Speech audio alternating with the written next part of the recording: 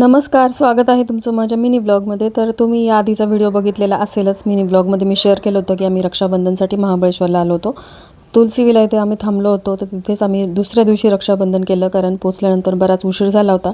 त्यामुळे राखी बांधण्यासाठी वेळच नाही मिळाला. मग दुसऱ्या दिवशी राखी पौर्णिमा साजरी केली. सगळ्या भावांना मी राखी बांधली. सगळ्या भावंडांमध्ये मीच मोठी आहे आणि अजून एक भाऊ अमेरिकेला असतो. त्याची आज खूप आठवण आली.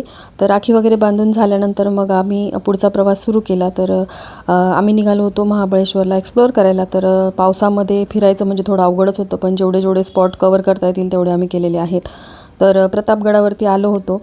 तर खूप पाऊस सुरू झाला. मग तिथे खाली रेनकोट विकायला होते, तर ट्रान्सपरंट असे रेनकोट विकत घेतले आणि गड चढायला सुरुवात केली. वरती आल्यानंतर केदारेश्वर मंदिरामध्ये महादेवांचं दर्शन घेतलं. ही शिवपिंड स्वयंभू आहे असं म्हणतात.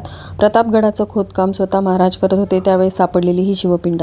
दर्शन घेतल्यानंतर प्रतापगड पाहिला आणि त्यानंतर आम्ही निघालो. भेटूयात पुढच्या ब्लॉगमध्ये. बाय.